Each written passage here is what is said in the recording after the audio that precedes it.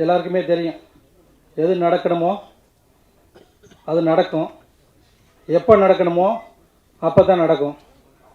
நிறைய பேர் கேட்டாங்க, என்னாச்சு சார் இன்னும் அந்த படம் ரிலீஸ் பண்ணலையா, என்னாச்சு எதுவும் இஷ்யூவா அப்படின்னு சொல்லி நிறைய பேர் கேட்டாங்க. எல்லாருக்கும் ஒரே பதில் தான் சொன்னேன். 3:30க்கு ஃப்ளைட் இருக்குது, டிக்கெட் எடுத்தாச்சு, 2:30க்கு உள்ளே ரீச் ஆகிடுச்சு. 3:30க்கு வரல, ஃப்ளைட் வரல, 4 ஆயிடுச்சு. ஒரே ஒரு மெசேஜ் மட்டும் வருது, இன்னொரு 2 ஹவர்ஸ் ஆகும், ஃப்ளைட்டு வந்துடும் சொல்கிறாங்க. நம்ம உள்ளே போயாச்சு, திருப்பி வர முடியுமா, கேன்சல் பண்ண முடியுமா? போக வேண்டிய இடத்துக்கு போய் தான் ஆகணும். 4:30 5:30 ஆயிடுச்சு. சொன்ன டயத்துக்கு வரல, 6 o'clock தான் வந்தது. டயத்துக்கு வந்தது. நானும் ட்ராவல் பண்ணி எங்கே போய் சேரணுமோ அங்கே போய் சேர்ந்து விட்டேன். அதேமாதிரி இந்த காகப்படமும் எப்போ வரணும் அப்படின்னு சொல்லி மேலே ஒருத்தன் டிசைட் பண்ணுறான். முயற்சி ஃபுல்லாக நம்ம டைரக்டர், நம்ம நண்பர் ஜான் மேக்ஸ் சார், மேடம் எல்லோரும் சிறப்பாக சப்போர்ட் பண்ணாங்க. இந்த சப்போர்ட்லாம் பண்ணும்போது இன்றைக்கி உங்கள் முன்னாடி இந்த படத்தை லான்ச் பண்ணுறோம். ரொம்ப பெருமையாக இருக்குது. இந்த படம் சிறப்பான படம். யாருமே இந்த இண்டஸ்ட்ரியில் இந்த மாதிரி ஒரு டீப்பாக காடை காட்டியிருக்க முடியாது. மும்பையில் போட்டு காட்டினோம், பயங்கர ஹாப்பி ஆகிட்டாங்க. ஒரு 25 years எக்ஸ்பீரியன்ஸ் உள்ள ஒரு பெரிய டீம் தான் பார்த்தாங்க. ஒரே ஒருத்தர் தான் போட்டு காட்டினோம். இப்போ லாஸ்ட் வீக்கு ஓகே சொல்லிட்டாங்க, அருமையாக இருக்குது படம் அப்படின்னு சொல்லி. நான் எதிர்பார்க்கவே இல்லை இந்தளவுக்கு படம் வந்திருக்குன்னு சொல்லி. நாஞ்சில் அதில் வந்து ரொம்ப வாழ்ந்துருக்காரு. நான் கூட ஆரம்பத்தில் படம் பார்க்கும்போது கொஞ்சம் லைட்டாக ஸ்லோவாக இருக்கிற மாதிரி தெரிஞ்சது. பட் போக போக பார்த்தீங்கன்னா ரொம்ப விறுவிறுப்பாக கொண்டு போனார். நான் எதிர்பார்க்கவே இல்லை, படம் ரொம்ப அருமையாக வந்திருக்குது. பட்டு நாஞ்சிலுக்கு ரொம்ப நன்றி. அந்த படத்துக்கு ஃபுல் சப்போர்ட் பண்ண மேடம் ஆண்ட்ரியா மேடத்துக்கு ரொம்ப நன்றி. நம்ம ஜான் மேக்ஸ் சார், எவ்வளோ வாழ்க்கையில் ப்ராப்ளம் வந்துகிட்டே தான் இருக்கும். அவர் எடுக்கிற ஒவ்வொரு படமும் அவருக்குன்னு பார்த்தோன்னா நல்ல படமாக அமைஞ்சு போகுது. மைனா கொடுத்தாரு, சாட்டை கொடுத்தாரு. இந்த படம்லாம் இவ்வளவு கலெக்ஷன் ஆகுமான்னு சொல்லி யாருமே எதிர்பார்க்கல. அந்தளவுக்கு சிறப்பான கொடுத்தவர். அந்த நம்பிக்கையின் பேரில் அந்த படமும் எடுத்திருக்காரு. இது முடிச்சதுக்கப்புறம் இன்னொரு படம் சம்பவம்னு ஒன்று பண்ணியிருக்காரு, அதுவும் சிறப்பாக பண்ணியிருக்காரு. இந்த படத்துக்கு சப்போர்ட்டாக இருந்த அனைத்து உள்ளங்களுக்கும், இங்கு வந்திருக்கும் நல்ல உள்ளங்களுக்கும் மனமார்ந்த வாழ்த்துக்கள், நன்றிகள். தேங்க்யூ. நிறையா படங்கள் லேடி ஓரியன்ட் படங்கள் அந்த காலத்தில் வந்தது. இப்போ இந்த படம் பண்ணியிருக்காங்க. ஸோ ஆண்ட்ரி அவங்க டைரக்டரும் வித்தியாசமாக இதை பற்றி சொன்னார். நான் வரும்போது மனைவி அவர் ரொம்ப அப்ரிஷியேட் பண்ணி சொன்னார். என்ன ஒரு பாட்டு பார்த்தார் பொழுது. நான் வேறு ட்ரெய்லர்லாம் பார்த்தேன். இந்த அனிமல்ஸ் எல்லாம் வச்சு ஒரு பாட்டு இங்கே ப்ரொஜெக்ஷன் பார்த்தார் பொழுது. அதை பற்றி சார் அவ்வளவு நல்லா இருந்தது. நான் இது வரைக்கும் நான் பார்த்தேன், இவ்வளவு நல்லா நான் பார்க்கல அந்த அனிமல்ஸை வச்சு அப்படிங்கிற மாதிரி. நான் எங்கே மிஸ் பண்ணிட்டேன். நான் ட்ரெய்லர் பார்த்தேன், மற்ற எல்லாம் பார்த்தேன், அது இங்கே மிஸ் பண்ணிட்டேன் அப்படின்னு சொல்லிட்டு ஃபீலிங்காக இருந்தது. அந்த அளவுக்கு இந்த காட்டுக்குள்ளே அப்படின்னு சொல்லும்போது அந்த நேச்சராக இருக்கக்கூடிய விஷயங்கள் நிறைய நல்லா இருக்கும். அதனால் ஆக்ஷன் அது பிரியர்களுக்கு படமாக பிடிக்கும்.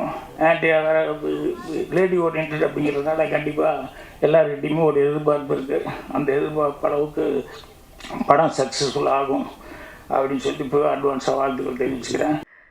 ஆக்சுவலி முதல்ல டைரக்டர் ரஞ்சில் பற்றி தான் பேசணும். இந்த படத்தை ரொம்ப போராடி எடுத்திருக்காரு, அதுக்கு ஒரு கைத்தட்டல். பிகாஸ் கதை கேட்டு லாக்டவுனுக்கு முன்னாடி கதை கேட்டது. ஸோ அங்கேருந்து இன்னைக்கு வரைக்கும் ஒரு சிங்கிள் மைண்டட் ஃபோக்கஸோட இந்த படத்துக்காகவே உயிரை கொடுத்துருக்காரு. அதனால தான் இன்றைக்கி நம்ம எல்லோரும் இங்கே வந்திருக்கோம். அண்ட் என்னை பொறுத்த வரைக்கும் ஒரு படம் என்பது ஒரு குழந்தையாக பார்த்தீங்கன்னா, ஒரு குழந்தைக்கு 2 பேரண்ட்ஸ் இருக்கு இல்லையா, அம்மா அப்பா. ஸோ அதே மாதிரி ஒரு படத்துக்கு அம்மாவும் அப்பாவும் இருக்குது. அந்த அம்மா டைரக்டர், அப்பா ப்ரொடியூசர். 2 பேரும் கோஆப்ரேட் பண்ணி, புரியுதுல்ல உங்களுக்கு, சந்தோஷமாக அந்த குழந்தைய வளர்க்கணும். இல்லைன்னா அது சரி வராது. ஸோ இந்த படத்தில் நமக்கு வந்து ஒரு ப்ரொடியூசர் இல்லாமல் கிட்டத்தட்ட 2 ப்ரொடியூசராக இருக்குது இல்லைங்களா? So thank you to both of you for seeing for holding நஞ்சில்ஸ் ஹேண்ட் அப்படின்னு தான் சொல்லணும். அண்ட் நான் அவருக்கு மாரல் சப்போர்ட் கொடுத்துருக்கேன்னு சொல்லியிருக்காரு. அப்படிலாம் ஒன்றும் கிடையாது. அவர் தான் ஐ திங்க் எப்படி சொல்கிறது, ஒரு சில டைரக்டர்ஸ் காஸ்ட் பண்ணும் பொழுது இவங்க இல்லையா, டேட் இல்லையா, சரி அடுத்தவங்க பார்ப்பாங்க. நிறைய பேர் அப்படி தான் வேலை பார்ப்பாங்க. அவர் ரொம்ப அடம் பிடிச்சி இல்லை நான் இந்த படம் ஆண்ட்ரியா தான் பண்ணணும்னு ரொம்ப அடம் பிடிச்சாரு. அதனால தான் நானும் இந்த படத்துக்குள்ளே வந்திருக்கேன்.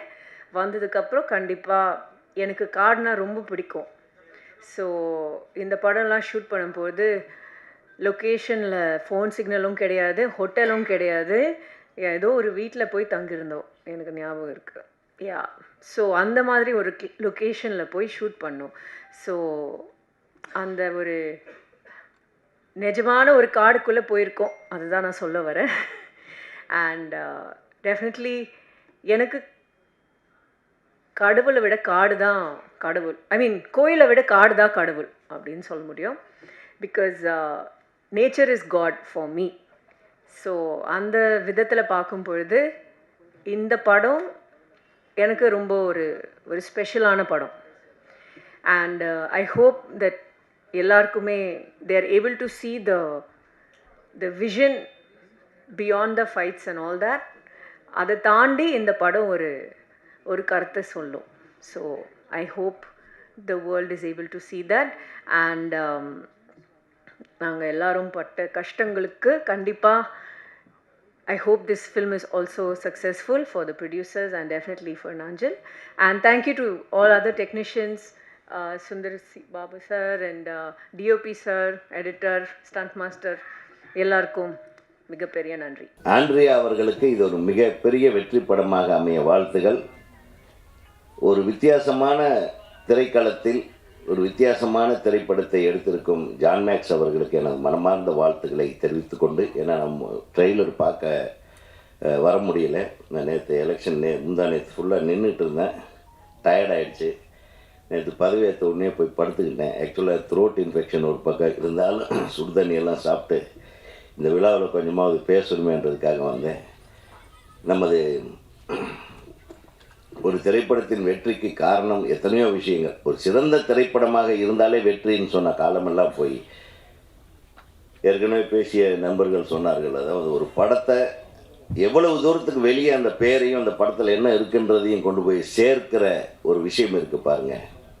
அதை கொண்டு போய் சேர்க்க சர்வ வல்லமை படைத்த பத்திரிகையாளர்களுக்கும் ஊடகவியலாளர்களுக்கும் இந்த திரைப்படத்தை நன்றாக கொண்டு போய் சேருங்கள்.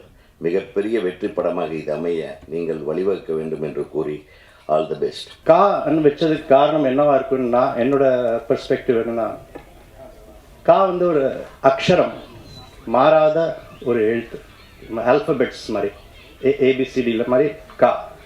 ஸோ காலேருந்து வந்தது தான் கடல், காதல், காடு எல்லாமே உங்களுக்கு அது another word, another letter சேரும்போது it becomes a word. So இந்த பாட்டில் பாலா சார் ரொம்ப நல்லா எழுதியிருப்பார். ஆதியும் காடு தான், அந்தமும் காடு தான், நம்மளை வாழ வைக்கும் சாமி நீதான் அப்படின்ட்டு அந்த காடை வந்து வர்ணிச்சிருப்பார். ரொம்ப நல்ல எழுத்தது. அதே டியூனுக்கு தான் இன்னொன்று எழுதிருப்பார் அவர். பஞ்சபூதம் காடாச்சு, பரமசிவன் வீடாச்சு, 4 மரம் உருவாச்சுடா அப்படின்னு சொன்ன 4 மரம்ன்றது வந்து வேதங்கள் மாதிரி. ஸோ இதோட ஹிஸ்ட்ரி அது இருக்கிறதுனால தான் இது மாறாத ஒரு விஷயம். இதை யார் தடுக்கணும்னு நினச்சாலும் எடுக்கணும்னு நினச்சாலும் அது மாறாது, அதோட ரிசல்ட் அது கொடுத்துக்கிட்டே இருக்கும். ஸோ இவ்வளோ ஒரு டீப்பான தாட் இந்த படத்தில் ஒரு ஸ்டார்டிங் அந்த வேர்ட்லேயே வச்சு இதை பியூட்டிஃபுல்லாக எடுத்திருக்காரு. இன்னொரு இந்த கதையோட அம்சம் பார்த்தீங்கன்னா கூட, நம்ம பிஃபோர் நம்ம இந்த ராமர் ஆல் த டெய்டிஸ் நம்ம கும்பிடுறதுக்கு முன்னாடி we used to pray to forest god, thunder god, lightning god. எல்லா கல்ச்சர்ஸ்லையுமே இருந்திருக்குது. நம்ம இந்துவில் மட்டும் இல்லாமல், இந்தியனில் மட்டும் இல்லாமல், சைனீஸ், இஜிப்சியன் கல்ச்சர்ஸில் எல்லா கல்ச்சர்ஸ்லையுமே we used to pray to those as gods. So அதனால் இந்த கேரக்டர் கூட வந்து ஹீரோ ஹீரோயின் இல்லாமல் ஆண்ட்ரியா மேடமோட டெபிக்ஷன் பார்த்தீங்கன்னா வந்து வனதுர்கே தான் நம்ம எல்லாருமே கும்பிட்டுருக்கோம். So it's depiction of that force. அந்த ஃபோர்ஸ் வந்து அவங்க ரொம்ப பியூட்டிஃபுல்லாக போர்ட்ரே பண்ணியிருக்காங்க. அண்ட் அந்த க்ரைம் சப்ஜெக்ட் மாதிரி அவர் வச்சிருக்காரு. ஆக்சுவலாக சூப்பர்ஃபிஷியலாக அந்த படம் பார்த்தீங்கன்னா க்ரைம் மாதிரி இருக்கும், உள்ள காட்டுக்குள்ளே ஒரு ஃபைட் அண்ட் கில்லிங் மர்டர்லாம் இருக்கிற மாதிரி. பட் யுனைடெட் நேஷன்ஸோட இந்த செல்ஃப் சஸ்டைனபிள் டெவலப்மெண்ட் கோல்ஸில் பார்த்தீங்கன்னா சேவ் ட்ரீஸ் தான் இருக்குது. ஸோ அந்த விதத்தில் வந்து அவர் அந்த கதையை பார்த்தீங்கன்னா அந்த மர்டர் கில்லிங்கை வந்து மரங்களை டெபிக்ட் பண்ணுற மாதிரி பியூட்டிஃபுல்லாக அதை கமர்ஷியலைஸ் பண்ணியிருக்காரு. மரங்களை வெட்டாதீங்க அப்படின்றது வந்து மேடம் ஹென்ரி அவங்க கூட பார்த்தீங்கன்னா as a photographer, wild life photographer and wild life activist மாதிரி she's for the society she is telling good message. இன்னைக்கு வந்து ஒரு பெரிய வாய்ப்பு வாழ்க்கை கிடைக்கும் அப்படின்ற ஒரு எண்ணத்தில் எனக்கு வந்து வாய்ப்பு கொடுத்த ஜான் மேக்ஸ் சார் அவர்களுக்கும் டைரக்டர் நாஞ்சல் சார் அவர்களுக்கும் என்னுடைய பணிவான வணக்கங்களை நான் தெரிவித்துக் கொள்கிறேன். ஏன்னா இப்போ எங்களை மாதிரி ஆட்கள் வந்து நாங்கள் சின்ன திரை தான் அப்படின்னு முத்திரை வைக்காம எங்களுக்கும் வந்து நிறைய படங்கள் கிடைக்கும், நாங்களும் பெரிய கேரக்டர்ஸ் பண்ண முடியும், பெரிய லெவலில் வர முடியும் அப்படின்ற நம்பிக்கை வந்து எங்களுக்கு கொடுத்தது சார் தான். ஸோ இன்னைக்கு ஆண்டனி தாஸ் சார் கூட எடுத்திருக்காரு இந்த படத்தை. ஸோ நல்லபடியாக இந்த படம் ரிலீஸ் ஆகி அது எல்லாமே உங்ககிட்ட தான் இருக்குது. இன்னைக்கு நீங்கள் எழுதுகிற எழுத்துக்கள் அதுக்கு வந்து வலிமை அதிகம். ஒரு படத்தோட வெற்றி வந்து உங்களுடைய எழுத்துக்களில் தான் இருக்குது. ஸோ எப்படி இருக்குது, எப்படி வந்திருக்கு அப்படி நீங்கள் கொடுக்கறத வச்சு தான் இன்றைக்கி வந்து சோஷியல் மீடியாவோட பவர் அந்த அளவுக்கு இருக்குது. ஒரு சின்ன சின்ன ரீல் போட்டால் கூட அதோட வந்து மில்லியன்ஸ் கணக்கில் வந்து இன்றைக்கி நாங்கள் சின்ன திரையில் நாங்கள் பண்ணுறோம். ஸோ மில்லியன் கணக்கில் வந்து அதுக்கு வந்து போகுது, அதுக்கு அவ்வளோ வேல்யூ இருக்குது. ஸோ உங்ககிட்ட தான் இன்னைக்கு நீங்கள் தான் வந்து கடவுள் மாதிரி. ஸோ நீங்கள் எழுதுகிற எழுத்துக்கள் வந்து இந்த படம் எந்த அளவுக்கு இருக்குது அப்படிங்கிறத வந்து வெளியே கொண்டு வரப்போகுது. ஸோ கண்டிப்பாக இது ஒரு வெற்றி படம் தான். ஏன்னா காட்டுக்கும் ஜான் மேக்ஸ் சாருக்கும் நிறைய தொடர்பு உண்டுன்னு நினைக்கிறேன். ஸோ அவர் எடுக்கிற அந்த காடு சம்மந்தப்பட்ட எல்லா விஷயங்களுமே வந்து சூப்பர் டூப்பர் ஹிட் ஆகிருக்கு. மைனா அதுக்கு ஒரு எக்ஸாம்பிள். ஸோ கண்டிப்பாக காடு இப்போ ஆண்ட்ரியா மேடம் வந்து பண்ணியிருக்காங்க. ஸோ ஒரு சூப்பர் ஹீரோயினாக பண்ணியிருக்காங்க அதில். ஸோ நீங்கள் வந்து அவங்கள ஒரு வித்தியாசமான படைப்பில் பார்க்கலாம். நன்றி, வணக்கம். நீங்கள் ஏதோ மெசேஜ்னு சொல்கிறாங்க. மெசேஜ் ஒரு சினிமாங்கிறது மெசேஜ் சொல்கிற ஊடகம் கிடையாது, அது ஒரு காட்சி ஊடகம். அது ஒரு அனுபவத்தை தான் கொடுக்கும். அந்த அனுபவத்துலேருந்து நீங்கள் ஒன்று எடுத்துப்பீங்க. அது உங்களுது. படைப்பு என்னதாக இருக்கலாம், ரசனை உங்களுது, தேர்வு உங்களுது, தேடல் உங்களுது, அறிவு உங்களுது. நீங்கள் அதை எப்படி எடுத்துக்கிறீங்க நான் பார்க்க ஆவலாக இருக்கேன். அவ்வளோதான். நான் எந்த மெசேஜும் மெசேஜ் சொல்லக்கூடாது. சினிமாவோட வேலை அது இல்லை. நான் நம்புகிறேன், மற்றவங்க எப்படி நம்புகிறாங்கன்னு தெரில. அப்படி பார்த்து தர்சோசி என்ன மெசேஜ் சொன்னார், அனுபவம் தான். சினிமாங்கிறது ஒரு அனுபவம், தியானங்கிறது ஒரு அனுபவம், அதுபோல் சினிமாங்கிறது ஒரு அனுபவம். அப்புறம் நன்றி சொல்லணும்னா வந்து ஆண்ட்ரியா அவர்கள் அந்த படத்தோட தொடக்க புள்ளியிலேருந்து இந்த நிமிடம் வரைக்கும் கூட நிற்கிறாங்க, மோரல் சப்போர்ட்டாக இருக்காங்க. அப்புறம் சலிங் ஹவுஸ் சார், அந்த படம் வந்து கதை சொல்ல சார் நீங்கள் பண்ணணும். சலிங் ஹவுஸ் தெரியும் உங்களுக்கு, லெஜண்ட் தியேட்டர் ஆர்டிஸ்ட். சொல்ல போனேன், இல்லை எனக்கு தியேட்டரே போதும், நான் சினிமா வேணாம், நீ என்ன நான் இங்கே ராஜாவாக இருக்கேன், அங்கே போய் நீ சினிமாவில் பூஜாத்துக்கு வச்சுருவீங்க.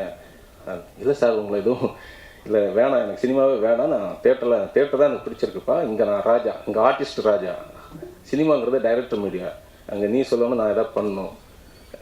வேணான்னாரு. இல்லை சார் நீங்கள் கதை கேளுங்க, கதையெல்லாம் கேட்க முடியாதுன்னாரு. இல்லை சார் திரும்ப ஃபோன் பண்ணுவேன், இல்லை சார் நீங்கள் பண்ணணும். கடைசியில் சரி நான் கதை கேட்கல, நீங்கள் ஒரு வாட்டி அவங்க கூட பேசணும்னாரு. சரி பேசுகிறேன். நான் ஒரு மணி நேரம் பேச்சு ஆரம்பித்து பேசி அன்றைக்கி ஃபுல்லாக எனக்கு என்ன சினிமா தெரியும், அந்த சினிமா நான் எப்படி புரிஞ்சு வச்சுருக்கேன்னு அவருக்கு தெரிஞ்சுக்கணும். சரி சார் நான் சினிமாவை நான் எப்படி புரிஞ்சு வச்சுருக்கேனோ அதை புரிய வச்சேன். அவருக்கு பிடிச்சிருந்துச்சு. எனக்கு பிடிச்ச டைரக்டர்ஸ் எல்லாம் யாருன்னு கேட்டார். நான் எனக்கு பிடிச்சவங்க யாருன்னு சொன்னேன். அப்புறம் தான் ஒத்துக்கிட்டேன். அப்புறமும் கதை கேட்கல. சார் கதைலாம் வேணாம், நீ பண்ணுவேன் நம்பிக்கை இருக்குன்னாரு. சரி கடைசியில் தான் வசனம் மட்டும் என்கிட்ட கேட்டார், நீ எதாவது வாயில் வர்ற டைலாக்லாம் இருந்தால் நான் பேச மாட்டேன் சொல்லிக்கோ. எனக்கு கொஞ்சம் அது ஒரு ஈகோ ஆகிடுச்சு. என்ன அது பேச மாட்டேன், நான் சொல்கிறதா நீங்கள் பேச போகிறீங்கன்னு. கடைசி வர நாளைக்கு ஷூட்டிங்னா இன்றைக்கி வர டைலாக் கொடுக்கல. எனக்கு ஒரு அந்த ஈகோ வந்துருச்சு. நான் சொல்கிறதான் சார் பேசுவீங்க, சரி பார்ப்போம், நீ சொல்கிற நான் பேசுகிறேன்னா பார்ப்போம். மறுநாள் வந்தார், டைலாக்லாம் கொடுத்தேன். சரி ஒன்றும் சொல்ல திமிரு அப்படி தான் சொன்னார். பேசிட்டார், ரொம்ப திமிரு அவனுக்குன்னு சொன்னார். அப்புறம் டப்பிங் முடிஞ்சு போகும்போது திரும்ப சொன்னார், இனி பாம்பே பக்கம் வந்துடாது கதை சொல்லிட்டு இருந்தார். சார் என்ன படம் பிடிக்கலையா என்ன, இல்லை நீ கதையும் சொல்லாத, பாம்பே பக்கம் வராத, டேட்டு மட்டும் கேளு, நான் வந்துடுறேன்னு. ஓகே, அதுதான் எனக்கு அவ்வளோதான். ஏன்னா எனக்கு அவர் ரொம்ப பிடிக்கும். ஏன்னா அவர் குழந்தை மாதிரி, அவருக்கு ரொம்ப கோவிச்சுப்பார். அவங்க பயமுறுத்தினாங்க இங்கே. அவர் உண்மையை சொல்ல போனால் அவரோட பர்சனல் மேக்கப் தான் பர்சனல் அந்த லெவலில் உள்ளவங்களாம் பயமுடிச்சு. என்ன அவரா, ஐயோ உங்களால் ஹேண்டில் பண்ண முடியாதுங்க, ஃபஸ்ட்டு படம் முடியாது. நான் இல்லை சார் நான் பண்ணிப்பேன், கலைங்கிறதே அன்பு தானே, வெறுப்பு இல்லையே, அது என்னால் முடியும். அன்புன்னு ஒன்று இருக்குல்ல நம்மக்கிட்ட. சரி, தினமும் முத்தம் கொடுப்பேன். ஷார்ட் முடிஞ்சாலும் அவரை கட்டி பிடிச்சி முத்தம் கொடுக்கணும். அப்போ தான் அவருக்கு என்ன, அது குழந்தை மாதிரி அவர். சரி, அப்படி ஹேண்டில் பண்ணி அப்படியே முடிச்சிட்டேன். மிஸ் பண்ணுறோம். அப்புறம் என்னென்னா ஒரு ஒரு உண்மையில் மறைச்சிட்டேன். எனக்கு அதுக்கு இன்றைக்கி கடைசி திட்டாரு. அவர் தேட்டர் ஆர்டிஸ்ட், மெட்ராஸ் தேட்டர்ஸ், அவங்க ஆண்ட்ரியா, அவங்களும் மெட்ராஸ் தேட்டர்ஸ் தானே. சொன்னேன் சார் அவங்களும் மெட்ராஸ் தேட்டர்ஸ்னே. அது ஏன்டா முதல்ல சொல்லுன்னாரு. இல்லை சார் அந்த டென்ஷனில் இன்னும் ஒர்க் டென்ஷனில் அதெல்லாம் பெருசாக எனக்கு பரலன்னு. ஆனால் மடைய அதை முதல்ல சொல்லியிருந்தா நான் கொஞ்சம் கெமிஸ்ட்ரி ஒர்க் அவுட் ஆகிருக்கலாம், நான் பேசியிருப்பேன்ல. சார் நீங்கள் இல்லை அவங்க லவ்வர் இல்லை, இது நீங்கள் அண்டர்கனிஸ்ட் இல்லைடா, கொஞ்சம் பேசியிருப்பேன்ல, கொஞ்சம் பேசி அது எங்கே நாங்களாம் ஒரு இதுடா மெட்ராஸ் தேட்டர்ஸ், அவரும் மெட்ராஸ் தேட்டர்ஸில் தான் இங்கே இப்போ ஃபீனிக்ஸ் தேட்டர்ஸ். அவங்க மனைவி ஒரு அன்னை தர சப்பலில் இருப்பாங்க. அவங்கள பார்த்தாலே காலைல வந்துடுவேன். அப்புறம் ஆண்ட்ரியா, உண்மை சொல்ல போனால் இந்த படத்தோட துவக்கத்துலேருந்து இந்த நிமிடம் வரைக்கும் என் கூட அவ்வளோ மோரல் சப்போர்ட், அவ்வளோ கடினமான சூழல்லையும் என் கூட நின்னாங்க. நன்றி ஆண்ட்ரியா. அப்புறம் ஜான் மேக்ஸ் சார் அவர்களுக்கு நன்றி, ஆண்டனி சார் அவர்களுக்கும் நன்றி. ஒரு மென்மையான மனிதர் ஆண்டனி சார், அவரும் ஒரு குழந்தை மாதிரி தான், எனக்கு அவருக்கு மட்டும்தான் தெரியும். அது ரொம்ப குழந்தை அவர். எப்படி ஜான் அது சலீம் சார் ஒரு குழந்தையோ, சலீம் ஹவுஸ் சார் குழந்தையோ, அவரும் ஒரு குழந்தை மாதிரி மென்மையான மனிதர். அப்புறம் தயாபரன் சார், இந்த படத்துக்கு உறுதுணை அந்த script actor pictures Thayaparan sir, அவருக்கும் ரொம்ப நன்றி. அப்புறம் இந்த படத்தில் நடித்த எல்லாருக்கும், அப்புறம் சார் பாலா சீதாராமன், அவங்களோட வரிகளுக்கு நன்றி. இசை ஆமாம் சுந்தர் சி பாபு சாருக்கு நன்றி. அப்புறம் எல்லாத்துக்கும் மேலே என்னுடைய நண்பன், என்னதான் நம்ம வந்து கனவுகள் அது இதுன்னு இருந்தாலும் ஒரு கலைஞன் வந்து அவனுக்கு உறுதுணையாக சில நண்பர்கள் அமைவாங்க. நீ நல்லா தான் பண்ணுற, சரியாக தான் போகிறேன்னு சொல்லுவாங்க. அதில் என் நண்பன் சுரேஷ் பாபு எல்லா இடத்துலையும் என்ன கைவிடாத ஒரு நண்பன். அப்புறம் நான் என்ன செஞ்சாலும் அது அவன் ஜால்ரா அடிக்கிறானா இல்லை உண்மையிலேயே நம்ம ஊக்குவிக்கிறானு டவுட் வரும். அப்படி ஒரு நண்பன் இருக்கான், சிவானி செந்தில், தயாரிப்பாளர் மற்றும் இயக்குனர். எனக்கே டவுட் வரும், இதே இதான் டயலாக் ஜால்ரா அடிக்கிறியா, உண்மையிலேயே நல்லா இருக்கா படம் அப்படிலாம் கேட்பேன். நல்லா தான்டா இருக்குன்னு. அவன் எதுவுமே நல்லா இல்லைன்னு சொல்ல மாட்டான், அதனால எனக்கு பிடிக்கும். அப்புறம் என்னுடைய உதவி இயக்குனர்கள், அவங்க இல்லைன்னா அது இல்லை. அவங்க பேரை தனித்தனியாக நான் சொல்லி ஆகணும். ஜெனித், அது பென்னி, ஜெனித், அப்புறம் குரு ராமையன், சகாசு அண்ணாமலை, அகத்தியன் அய்யனார், அகத்தியன் சேகர், அப்புறம் என்ன பேர் மறந்துச்சுப்பா, அதை சொல்லிட்டேன், சபேஷ், ஆகாஷ், ஹேமேஷ், எல்லோருக்கும் நன்றிப்பா. என் கூட நின்னீங்க, கடினமான சூழலில் நின்னீங்க, உங்களுக்கு எல்லாருக்கும் நன்றி. சில பேர்கள் மறந்துருக்கலாம், எனக்கு மேடை பேச்சு அவ்வளோ வராது, சும்மா வளர்ப்பேன்னு நினைக்கிறேன். அப்புறம் சினிமா பற்றி, இந்த படம் பற்றி சொல்லணும்னா என்ன சொல்லணும்னா, இப்போ ஒரு படைப்பு நாங்கள் முன்னாடி கொடுத்துட்டேன், திரைக்கு வரப்போகுது. ஒரு நாளில் நடக்கிற சம்பவங்கள், அந்த சம்பவங்கள் போகிறவர்கள் ஒரு விஷயம் சொல்கிறேன். இது அது இப்போ ரிவீல் பண்ணுமா தெரில, நீங்கள் படம் பாருங்கள். ஆனால் இது ஒரு வழக்கமாக ஒரு க்ரைம் த்ரில்லர், இன்னொரு ஜேனர் இருக்குது. அந்த ஒரு க்ரைம் த்ரில்லர் ஜேனர் நார்மலாக கடந்து போகாது. கண்டிப்பாக அது உங்கள் மனசுக்குள்ளே புகுந்து ஒரு ரசவாதம் பண்ணணும்னு நம்புகிறேன். ஏன்னா கொஞ்சம் பதட்டம் இருக்குது. ஏன் என்ன பதட்டம்னா, அது வெற்றி தோல்வி, கலைஞன் வெற்றி தோல்விக்கெல்லாம் பயப்பட மாட்டான். நான் அதுக்கெல்லாம் பயந்து வரல. அது வியாபாரியோட பயம், அது ஏன் பயம் இல்லை. அந்த பொறுப்பு இருக்குது. கண்டிப்பாக நம்மளை காசு போட்டிருக்காங்க, அந்த காசை திருப்பி கொடுக்கணுங்கிற பொறுப்பு இருக்குது. அதுக்காக வளைஞ்சு ரொம்ப கலையை வளைக்க முடியாது. ஒரு பூட்டை போய் இப்படி தான் பூக்கணும்னு சொல்ல முடியுமா? அது பூக்கும், உங்களுக்கு பிடிச்சிருந்தா எடுத்து சூடிங்க, இல்லாட்டா விட்டுட்டு போயிடும் இல்லையா? அதுபோல் தான் கலைஞன். இந்த படம் இதை என்ன சொல்ல மறந்துட்டேன். நன்றி இல்லை, அது இல்லை, சப்ஜெக்டை பற்றி பேச வந்தேன். படத்தை பற்றி பேசிட்டு இருந்தால இதாங்க படத்தோட முக்கிய கான்செப்ட்னு இல்லைங்க, இது ஒரு அனுபவம். நீங்கள் பாருங்களேன், கான்செப்ட்னுலாம் சொல்லக்கூடாது. சினிமாவை அப்படி சுருக்காதீங்க. சினிமாங்கிறது ஒரு அனுபவம். நீங்கள் ஒரு ரோலர் கோஸ்டரில் அப்படி ஏறுறீங்க இறங்குறீங்க, அதில் அதை எப்படி விவரிப்பீங்க? அது நீங்கள் இறங்குனா தான் தெரியும். சினிமா கதை கிடையாது. சினிமா கதைன்னா நீங்கள் வந்து கதையை நான் கையில் எழுதி கொடுத்துடலாம்ல, நீங்கள் எதுக்கு சினிமா தேட்டருக்குள்ளே வரணும்? சினிமாங்கிறது அனுபவம், புரிஞ்சுங்களா? ஒரு புத்தகம் படிக்கிறோம், ஒரு புத்தகத்தோட 4 வரியை வச்சு கதை சுருக்கத்தை வச்சுட்டு ஒரு அண்ணா கரையினாவை நீங்கள் முடிவு பண்ண முடியாது. அது சிம்பிளாக 4 வரியில் சின்ன கதை தான். அதை நீங்கள் அந்த முழு புத்தகத்தையும் படிக்கணும். அந்த அனுபவத்தை அண்ணா கரையினா யாருன்னு தெரிஞ்சுக்கணும்னா அந்த அனுபவத்தை படிக்கணும். படித்தா தான் தெரியும். அதே போல் சினிமாவை நீங்கள் முழுமையாக பார்த்தா தான் தெரியும். என்னுடைய பார்வை சரியாக தப்பாங்கிறது அது வேறு. என்னுடைய பார்வை கூட நீங்கள் உடன்படாமல் போகலாம். அது என்னுடைய பிரச்சனை இல்லை. என்னுடைய பார்வையை சொல்ல, என்னுடைய படைப்பை உங்கள் முன்னாடி கொண்டு வர உரிமை இருக்குது. ஏன் இங்கே உப்புமா படம் எடுக்க கூட உரிமை இருக்குது. சொல்லுவாங்க அது உப்புமா படம், அது அப்படிலாம் இல்லை. நம்ம வீட்டில் ஒரு குழந்தை கிறுக்குனா அது உங்களுக்கு பிடிக்கும், பக்கத்து வீட்டு குழந்தை கிறுக்குனா பிடிக்காது. அந்த கிறுக்கல் உங்களுக்கு பிடிச்சது இல்லை, அது ஒரு கிறுக்கலை எடுத்துக்கணும், புரிஞ்சுங்களா? எல்லாருக்கும் அந்த எல்லா உரிமையும் இருக்குது. அதை நிராகரிக்கிற உரிமை உங்களுக்கு இருக்குது. அதை தேர்ந்தெடுங்க, நிராகரிங்க. ஆனால் தப்போ சரியோ, அதாவது mass film, mass psychology, mob சைக்காலஜின்னு சொல்லுவாங்க. மாஸ் சைக்காலஜி வச்சு சினிமா இருக்குது, மாப் சைக்காலஜியை டிபெண்ட் பண்ணி சினிமா இருக்குது. இந்த சினிமா பொறுத்தளவில் என்னன்னா மிரர். இப்போ நான் ஒன்றும் காட்டலை, ஒரு கண்ணாடியை பூசி உங்கள் முன்னாடி காட்டுறேன், நீங்கள் பார்த்துட்டு போங்க, உங்கள் முகம் அதை தெரியும், அவ்வளோதான். அந்த மிரர்னால் நான் ரசம் பூசுகிற கண்ணாடியில் ஆழமான தண்ணி, சலசலப்பில் தண்ணியில் உங்கள் முகம் தெரியாது. ஆனால் ஆழமான தண்ணியில் அது அமைதியான தண்ணியில் உங்கள் பிம்பம் தெரியும், அதோட ஆழத்தை நீங்கள் கண்டுபிடிக்கலாம். இந்த படத்தில் அதை நான் அந்த ரசவாதம் நிகழ்ன்னு நம்புகிறேன். பதட்டம்னா என்ன பதட்டம்னா, ஒரு ஃபஸ்ட்டு ப்ரொப்போசல் சொல்லும்போது, ஒரு பொண்ணுக்கிட்ட சொல்லும்போது ஒரு பதட்டம் இருக்குங்க. பொண்ணு ஒரு ஹைக்கு, சிலவங்களுக்கு ஹைக்கு பிடிக்கும், கவிதை பிடிக்கும், கண்ணியம், ஏதோ ஒரு வழி மூலியமாக தான் பொண்ணுகிட்ட அதை ஃபஸ்ட்டு ப்ரொப்போசல் பண்ணும்போது சின்ன பதட்டம் இருக்குங்க. அதே போல் அங்கே ஒரு ஹார்ட்டுக்குள்ளே தான் நுழையணும். ஆனால் இங்கே அப்படி இல்லை, கலெக்டிவ் ஹார்ட், கலெக்டிவ் மைண்ட். அப்போ இன்னும் கொஞ்சம் பதட்டம், இன்னும் கொஞ்சம் பயம் அதிகம். அந்த பதட்டம் எனக்கு இருக்குது, அந்த பயம் இருக்குது. ஆனால் நுழைஞ்சிடுவேன்னு நம்புகிறேன், நுழைஞ்ச ரசவாதம் செய்யும்னு நம்புகிறேன், புரிஞ்சுங்களா? அப்புறம் உங்கள் கையில் இருக்கு. நீ வாத்துல கொக்கு. Come and meet your death. விடுதலை.